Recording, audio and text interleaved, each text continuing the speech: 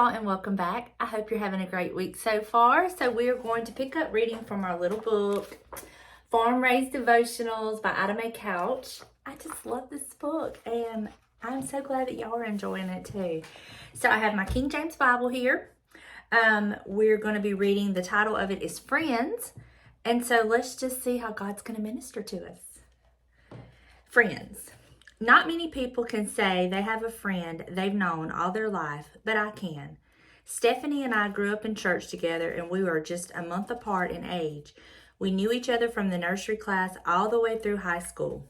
She and I would bring our baby dolls to church and take care of them together. We went to birthday parties together. We spent Sunday afternoons playing dress up or drawing together. Through our teen years, we both learned how to sew, and we would admire each other's creations. We went to different schools, but church and common interests bonded us as friends.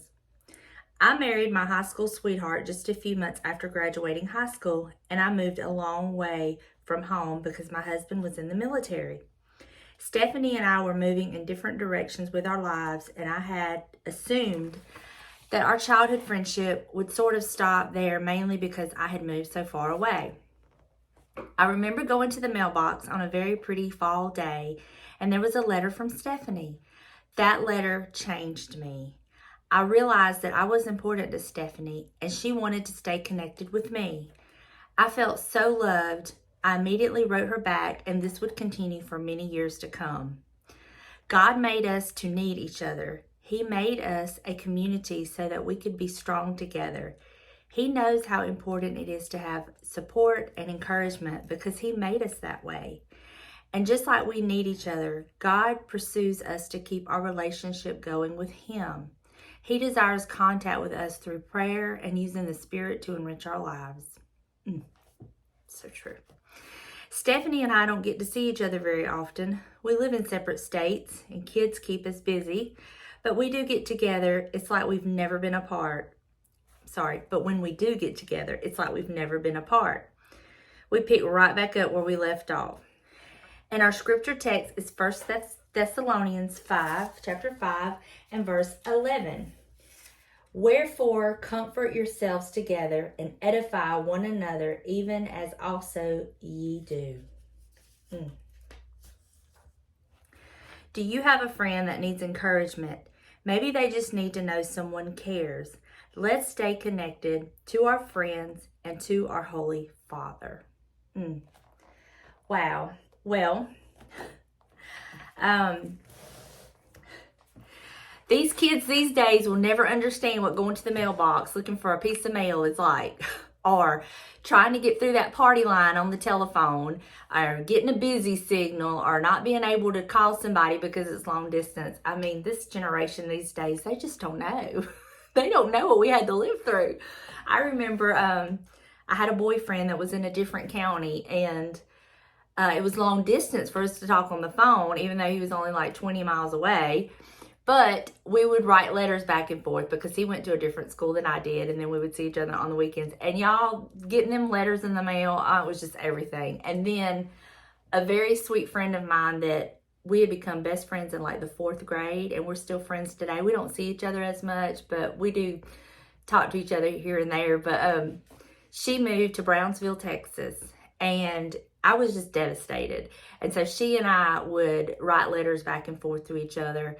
And, I remember those days. Oh, I do remember those days. I have been blessed to have some friends that I've made meaningful connections with. And it seems like my childhood friends that I grew up in church with, we don't get to talk to each other as much. But thanks to Facebook, and this is the only positive for Facebook, is it does allow us to stay in contact and kind of keep up with each other. And that's the only good of Facebook, if you have it. I think it's done more harm than good, but that's for another day, right? But it's like she said, this is what really touched me with this whole story. And just like we need each other, God pursues us to keep our relationship growing with Him. Just like we long to hear or touch base with some of our people from our past, our friends, You know, the Lord wants that connection too, and He deserves it so much more because He died for us, you know, and He desires contact with us through prayer and using the Spirit to enrich our lives. And that really struck a chord with me. And I don't ever want to be in a place, and I've been there before, where I don't feel the connection with God, where I'm not communicating with God, where I'm not longing to communicate with God. And I've been there before, and that's not a fun place to be. And I'm so thankful that I come through all of that with His grace and with His mercy and with definitely His help. And, you know, our relationship with the Lord is as fruitful and as, what is the word I'm looking for? Enriching. I don't know if that's the word. But basically, it's only as good as what we give, you know.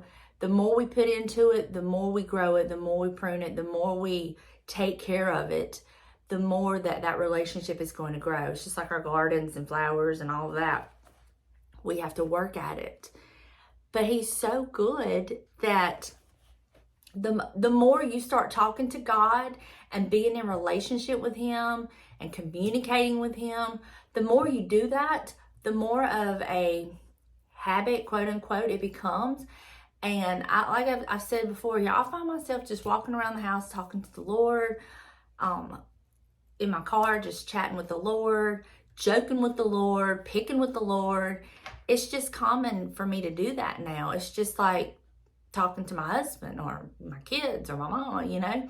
I just find myself talking to the Lord, and something will happen, and it's just one of those little God winks, and I'm like, I know that was you, God. Or something will happen that's not kind of working out. I'm like, really, Lord, really, you got to do it this way. You know, just picking with the Lord, because I believe the Lord has a sense of humor. He knows us, and He created us, and I love to laugh, and I love to joke and pick, and that's what I do with my friends and family. So why wouldn't I be that way with the Lord, you know? Yes, He's sovereign. Yes, He's holy. Yes, I honor Him. I respect Him. But I also have a relationship with Him that's just mine and His. And this is what works for me and Him. You may have a completely different relationship, as you should, because you are different than I am. And y'all have y'all's own connection. And so who am I to judge your relationship with the Lord, you know? And this is really, I really love this, because it just kind of like, yeah, I get it. As much as we need our friends and our family in our lives, and they enrich our lives, and they just bring so much to us and our lives, the Lord does so much more, and He deserves so much more. So why would I focus more on friends and family and not Him? I won't. He's priority, y'all. I said it all along. He is priority, and I love Him so much. And so, yes, I talk to Him all the time. I found myself, I'm not going to lie, be completely transparent. I have found myself like, oh my goodness, I went a couple of days and I hadn't really talked to the Lord. And I'm really missing Him. And I hope He's missing me. You know, we're human. And y'all, my faults outweigh all of my good every day, but I'm trying, and that's all we can do. And the one thing we have going for us is He understands us. He understands us more than we understand us. It's amazing when you think about it. He made us. He created us, all our little ticks and things that make us different, our little oddities here and there, whatever makes us us. He created us, and He put that in us. And so He understands us. And that is just, mind-blowing. Wow. I really hope that this has blessed you. I hope that if you have a friend, maybe you haven't spoken to in a little while, maybe you hadn't talked to the Lord in a little while, this will be like maybe a sign. You maybe give them a call, write them a message, send them an email, write them a letter, mail it to them. Talk to the Lord. He's there, ready, willing, and able. And that's the good thing about it. We don't have to worry about a stamp. We don't have to worry about getting to the post office. We don't have to worry about internet connection. All we got to do is just start talking to Him. And that is the best thing. And He's with us wherever we go at all times. Oh, Such a blessing. I love each and every one of y'all. I hope you'll have an amazing day and rest of the week, and I will see you in the next one. Bye, y'all.